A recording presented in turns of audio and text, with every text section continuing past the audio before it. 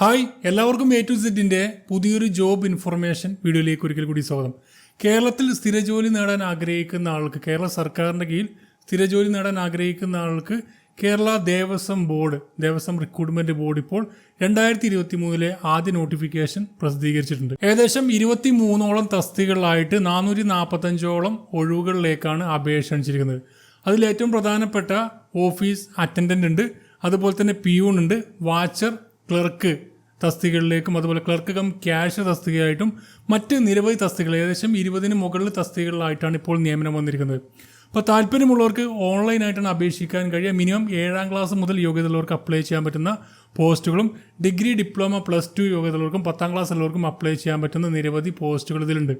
അപ്പോൾ ഈ ഒരു വീഡിയോ പറയാൻ പോകുന്നത് ഏതെല്ലാം പോസ്റ്റുകൾ, ഏകദേശം 23ഓളം തസ്തികൾ ഏതെല്ലാമാണ്, അതിലേക്ക് വന്ന ക്വാളിഫിക്കേഷൻ എന്താണ്, ഏജ് ലിമിറ്റ് എത്രയാണ്, ആപ്ലിക്കേഷൻ ഫീസ് എങ്ങനെയാണ്, അതുപോലെ വേക്കൻസി ഡീറ്റെയിൽസും, പിന്നെ എങ്ങനെയാണ് ഇത് വൺ ടൈം പ്രൊഫൈൽ വഴി KDRBയുടെ കേരള ദേവസ്വം റിക്രൂട്ട്മെന്റ് ബോർഡിൻ്റെ ഒഫീഷ്യൽ വെബ്സൈറ്റ് വഴി എങ്ങനെയാണ് ഒരു യൂസർ അപ്ലൈ ചെയ്യേണ്ടത് ഈ ഒരു പോസ്റ്റിലേക്ക്, അതുപോലെ ഫസ്റ്റ് രജിസ്റ്റർ ചെയ്യുമ്പോൾ എന്തെല്ലാം കാര്യങ്ങൾ ശ്രദ്ധിക്കേണ്ടതെന്നൊക്കെ ഈ വീഡിയോയിൽ പറയുന്നുണ്ട്.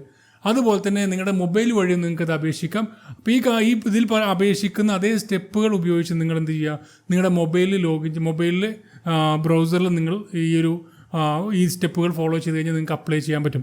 അപ്പോൾ ഈ ഒരു കാര്യം നിങ്ങൾ മാക്സിമം ഫ്രണ്ട്സിലേക്ക് ഷെയർ ചെയ്യുക. കേരളത്തിൽ സ്ഥിരജോലി നേടാൻ ആഗ്രഹിക്കുന്ന ആളുകളുണ്ടെങ്കിൽ അവർക്ക് നിങ്ങൾ മാക്സിമം ഒന്ന് ഷെയർ ചെയ്യുക. നമുക്കേതായാലും ഈ ഒരു നോട്ടിഫിക്കേഷൻ്റെ ഇത്രയും ഏകദേശം 23ഓളം നോട്ടിഫിക്കേഷൻ ഏതെല്ലാം പോസ്റ്റുകളാണ്, അതുപോലെ എങ്ങനെയാണ് അപ്ലൈ ചെയ്യേണ്ടത് നോക്കാം.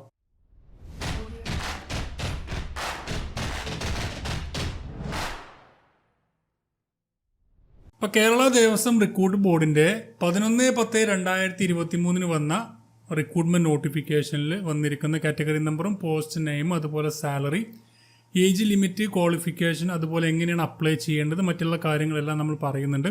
അപ്പോൾ നമ്മൾ നോക്കുകയാണെങ്കിൽ കാറ്റഗറി നമ്പർ 1/2023 എന്നൊരു കാറ്റഗറി നമ്പറിൽ പാർട്ട് ടൈം ശാന്തി എന്ന് പറയുന്ന പോസ്റ്റിലാണ്, പാർട്ട് ടൈം ശാന്തി എന്ന് പറഞ്ഞ പോസ്റ്റിലേക്കാണ് അപേക്ഷ ക്ഷണിച്ചിരിക്കുന്നത്.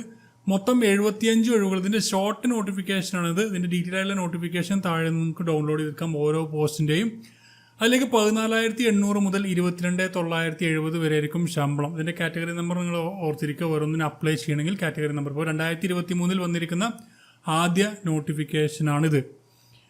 അതുപോലെ തന്നെ ഇതിലേക്ക് ഏജ് ലിമിറ്റ് 18 വയസ്സ് മുതൽ 36 വയസ്സ് വരെയുള്ള ആൾക്കാണ് അപ്ലൈ ചെയ്യാൻ പറ്റിയ. ഒരു കാര്യം പ്രത്യേകം ശ്രദ്ധിക്കുക, തിരുവിതാംകൂർ, അതുപോലെ ഗുരുവായൂർ, മലബാർ, കുടൽമാണിക്യം ദേവസ്വങ്ങളിലേക്ക് വേണ്ടിയിട്ടാണ്. അതുപോലെ കേരള ദേവസ്വം റിക്രൂട്ട്മെന്റ് ബോർഡിന്റെ ഈ ഒരു ഒഴിവുകളുള്ളത്. അപേക്ഷാ ഫീസ് ഈ ഒരു തസ്തികയിലേക്ക് അപേക്ഷിക്കാൻ വേണ്ടി മൊത്തം 75 വേക്കൻസിയാണ് ഇതിലുള്ളത്. അതിലേക്ക് പരീക്ഷാ ഫീസ് വരുന്നത് 300 രൂപയായിരിക്കും. ഇനി SC/ST കാൻഡിഡേറ്റ്സ് ആണെങ്കിൽ 200 രൂപ അടച്ചാൽ മതിയോ.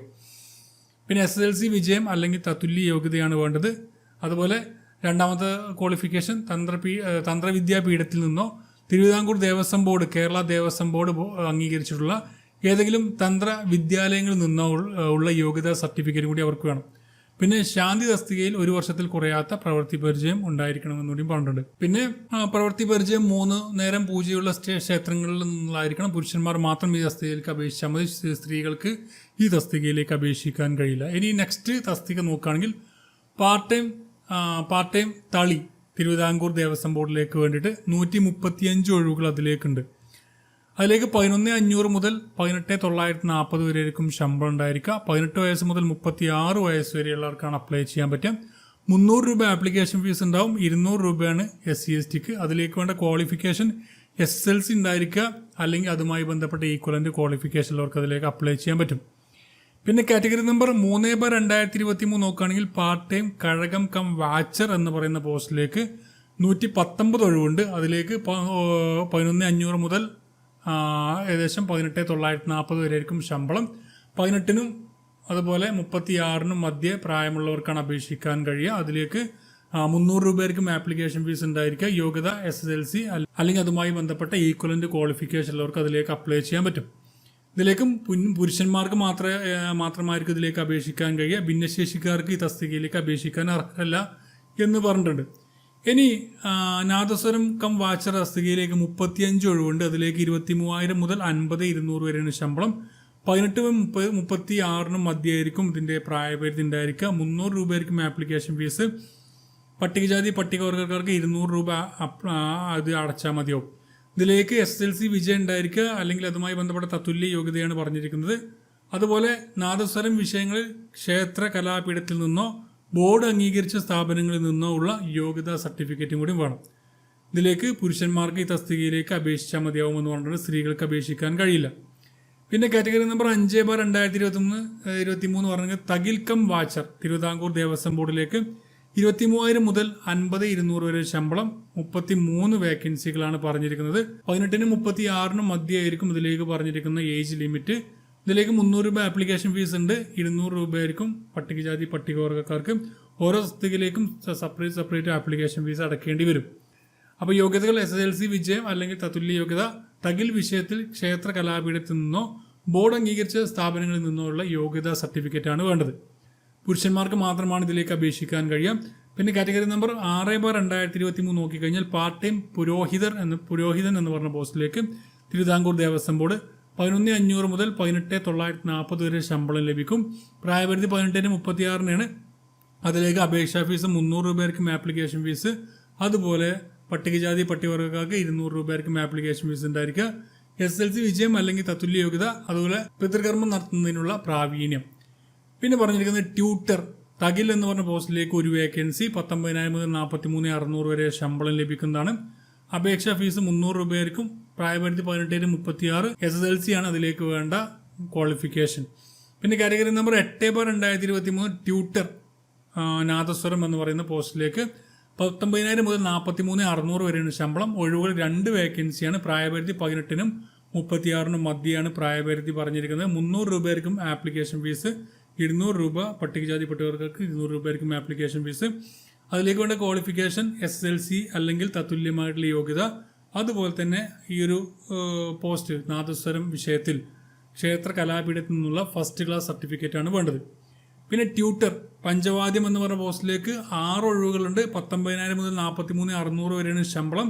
അതിലേക്ക് SSLC വിജയവും അല്ലെങ്കിൽ തത്തുല്യ യോഗ്യതയാണ് പറഞ്ഞിരിക്കുന്നത്. പിന്നെ ഓവർസിയർ ഗ്രേഡ് 2 പോസ്റ്റിലേക്ക് ഓവർസിയർ ഗ്രേഡ് 3 പോസ്റ്റിലേക്ക് കാറ്റഗറി നമ്പർ 10/2023 ഉണ്ട്. 15 വേക്കൻസികളുണ്ട്. 26,500 മുതൽ 60,700 വരെയാണ് ശമ്പളം. അതിലേക്ക് അപേക്ഷിക്കാൻ വേണ്ടിയിട്ട് നിങ്ങൾക്ക് സിവിൽ എഞ്ചിനീയറിംഗിലുള്ള ഡിപ്ലോമ അല്ലെങ്കിൽ തത്തുല്യ യോഗ്യത ഉണ്ടായിരിക്കാം. ITI സിവിൽ സർട്ടിഫിക്കറ്റ് അല്ലെങ്കിൽ തത്തുല്യ യോഗ്യതയാണ് അതിലേക്ക് പറഞ്ഞിരിക്കുന്നത്. പിന്നെ category number 11/2023 public relations officer Thiruvithamkoor Devaswom ബോർഡിലേക്ക് ഒരു വേക്കൻസി 55,200 മുതൽ 1,15,300 വരെയാണ് ശമ്പളം. 500 രൂപയായിരിക്കും ആപ്ലിക്കേഷൻ ഫീസ് ഉണ്ടായിരിക്കുക. ഏതെങ്കിലും അംഗീകൃത സർവകലാശാല എന്നുള്ള ബിരുദം പബ്ലിക് റിലേഷൻസ് ജേർണലിസത്തിൽ PG ഡിപ്ലോമ അല്ലെങ്കിൽ തത്തുല്യ യോഗ്യത അതിൽ ഏതെങ്കിലും ഒന്നുണ്ടായിരുന്നാൽ മതി. പിന്നെ ഫിസിഷ്യൻ എന്ന് പറഞ്ഞ പോസ്റ്റിലേക്ക് ഒരു വേക്കൻസി ഉണ്ട്. അതിലേക്ക് അപേക്ഷാ ഫീസ് 1000 രൂപയായിരിക്കും. 68,700 മുതൽ 1,10,400 വരെയാണ് ശമ്പളം. അതിലേക്ക് MBBSും അതുമായി ബന്ധപ്പെട്ട ക്വാളിഫിക്കേഷൻ അതിലേക്ക് വേണ്ടത്. പിന്നെ ക്ഷേത്ര കുക്ക് എന്ന് പറഞ്ഞ പോസ്റ്റിലേക്ക് 23,200 മുതൽ ഏകദേശം 50,200 വരെയാണ് ശമ്പളം ഉണ്ടായിരിക്കും. അതിലേക്ക് ഒരു വേക്കൻസിയാണ് പറഞ്ഞിരിക്കുന്നത്. അതുപോലെ അതിലേക്ക് പറഞ്ഞിരിക്കുന്നത് ബ്രാഹ്മണ സമുദായത്തിൽപ്പെട്ട പുരുഷന്മാർക്ക് മാത്രമായിരിക്കും ഇതിലേക്ക് അപേക്ഷിക്കാൻ പറ്റുക.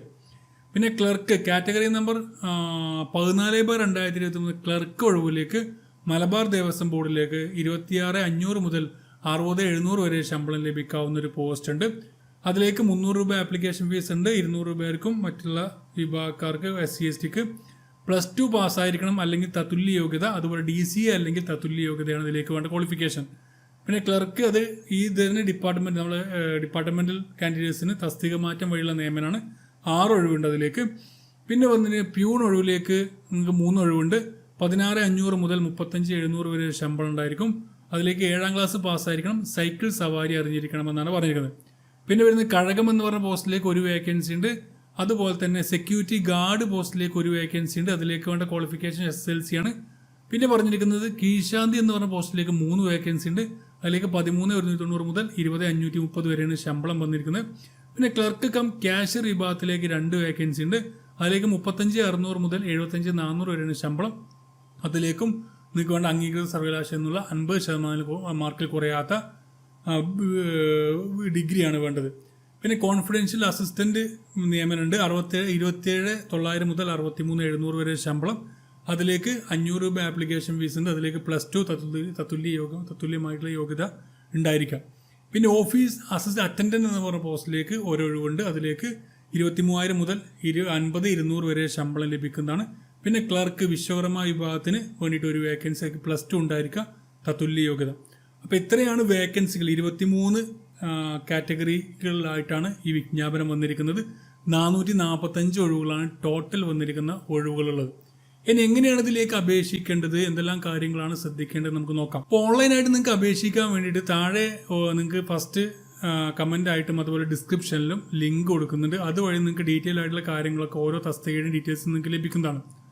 അതുവഴി നിങ്ങൾക്ക് താഴെ അതിൻ്റെ ഒഫീഷ്യൽ നോട്ടിഫിക്കേഷൻ എന്ന് പറയുന്ന ഭാഗത്ത് പോയി കഴിഞ്ഞാൽ നിങ്ങൾക്ക് ക്ലിക്ക് ചെയ്യുക എന്ന് പറഞ്ഞു കഴിഞ്ഞാൽ നിങ്ങൾക്ക് ഈ ഒരു PDF ലഭിക്കുന്നതാണ്.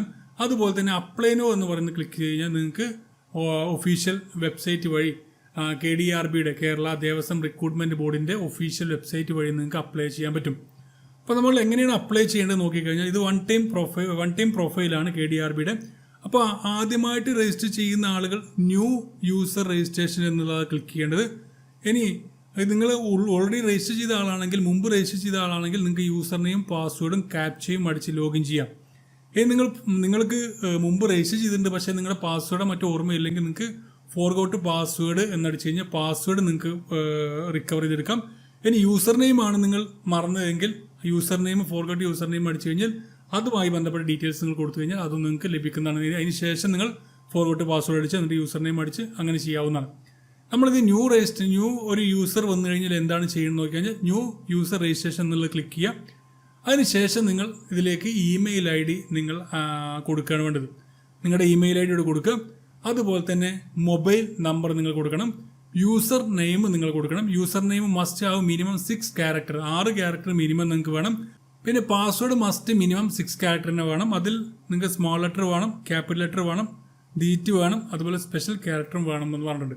പിന്നെ കൺഫേം പാസ്വേഡ്, പിന്നെ എൻ്റർ ക്യാപ്ച. അപ്പോൾ ഡീറ്റെയിൽസ് നമുക്ക് കൊടുക്കാം. അപ്പോൾ ഞാൻ എല്ലാം ഫില്ല് ചെയ്തിട്ടുണ്ട്. അതിനുശേഷം രജിസ്റ്റർ എന്ന് ക്ലിക്ക് ചെയ്യുക. അതിനുശേഷം നിങ്ങളുടെ മൊബൈലിലേക്ക് ഒരു OTP വരും. ആ OTP നമ്മൾ അടിച്ചു കൊടുക്കുക. വാലിഡേറ്റ് OTP കൊടുക്കുക. അപ്പോൾ നമ്മുടെ രജിസ്ട്രേഷൻ കംപ്ലീറ്റ് ആയിട്ടുണ്ട്.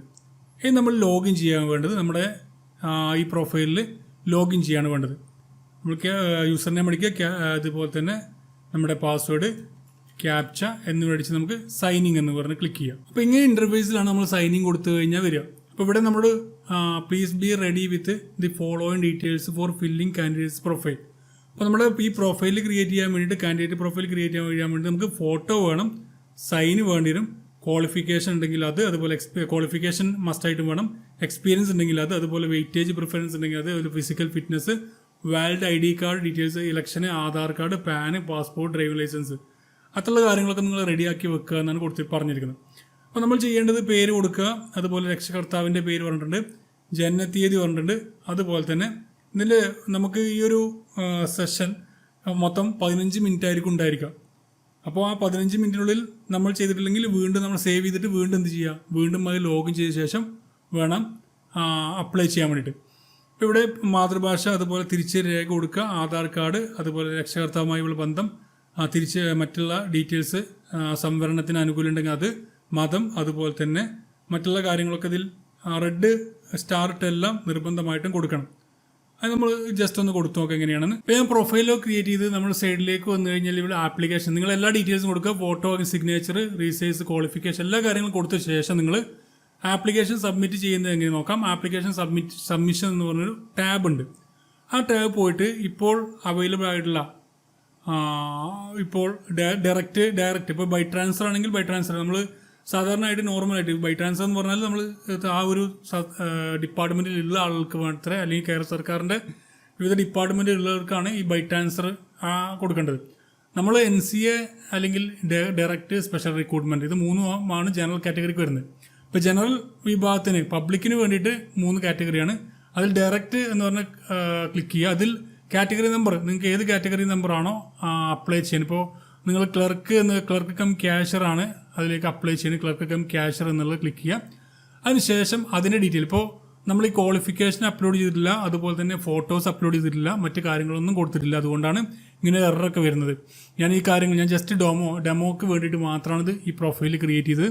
അപ്പോൾ ബാക്കിയുള്ള കാര്യങ്ങൾ നിങ്ങൾ ഈ ഒരു കാൻഡിഡേറ്റ്സ് പ്രൊഫൈൽ എന്ന് പറഞ്ഞ് പോയിട്ട് ഫോട്ടോ, സിഗ്നേച്ചർ, അതുപോലെ ഫോട്ടോ റീസൈസ് ഒക്കെ കൊടുക്കാം. അപ്പോൾ ഡീറ്റെയിൽസ് വരും. അതിനുശേഷം നിങ്ങൾക്ക് വർക്ക് എക്സ്പീരിയൻസ് ഉണ്ടെങ്കിൽ ഉണ്ട് കൊടുക്കുക, ഇല്ലെങ്കിൽ ഇല്ല കൊടുക്കാം. അതുപോലെ മീഡിയം ക്വസ്റ്റ്യൻ പേപ്പർ മലയാളം, അതുപോലെ do you have any equivalent qualification. ഇപ്പോൾ ഈക്വലൻ്റ് ക്വാളിഫിക്കേഷൻ ആണെങ്കിൽ അത് കൊടുക്കുക, അല്ലെങ്കിൽ നോ കൊടുക്കുക.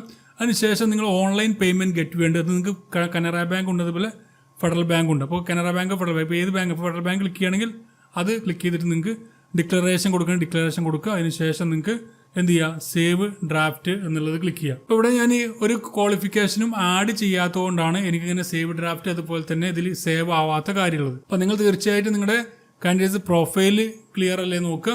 അതിനുശേഷം നിങ്ങൾ ഫോട്ടോ ആൻഡ് സിഗ്നേച്ചറിൽ പോയിട്ട് ഫോട്ടോ ആൻഡ് സിഗ്നേച്ചർ രണ്ടും അപ്ലോഡ് ചെയ്യുക.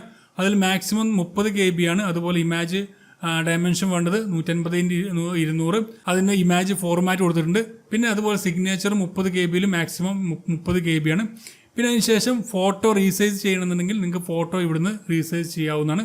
പിന്നെ ക്വാളിഫിക്കേഷൻ ഡീറ്റെയിൽസ് ഇവിടെ കൊടുക്കാൻ പറ്റും. പിന്നെ എക്സ്പീരിയൻസ് ഉണ്ടെങ്കിൽ അത് കൊടുക്കുക. വെയിറ്റേജ് പ്രിഫറൻസ് കൊടുക്കാവുന്നതാണ്. പിന്നെ ഫിസിക്കൽ ഫിറ്റ്നസ് ഉണ്ടെങ്കിൽ അതിനുശേഷം മാത്രം നിങ്ങൾ ആപ്ലിക്കേഷൻ സബ്മിഷനിലേക്ക് കൊടുക്കുക. ഓക്കെ, അപ്പോൾ അത്രയാണ് ഡീറ്റെയിൽസ്. തീർച്ചയായും നിങ്ങൾ ഫ്രണ്ട്സുകൾ ആരെങ്കിലും ജോലികൾക്ക് ആഗ്രഹിക്കുന്ന ആളുകളുണ്ടെങ്കിൽ അവർക്ക് നിങ്ങൾ മാക്സിമം ഷെയർ ചെയ്യാം. ഡെയിലി ജോബ് അപ്ഡേറ്റ്സുകൾ ലഭിക്കാൻ ചാനൽ ഫോളോ ചെയ്യാത്ത ആളുകളുണ്ടെങ്കിൽ ഫോളോ ചെയ്യാം. നമുക്കെല്ലാം അടുത്ത നോട്ടിഫിക്കേഷൻ വേണം. Thank you for watching. Have A nice day.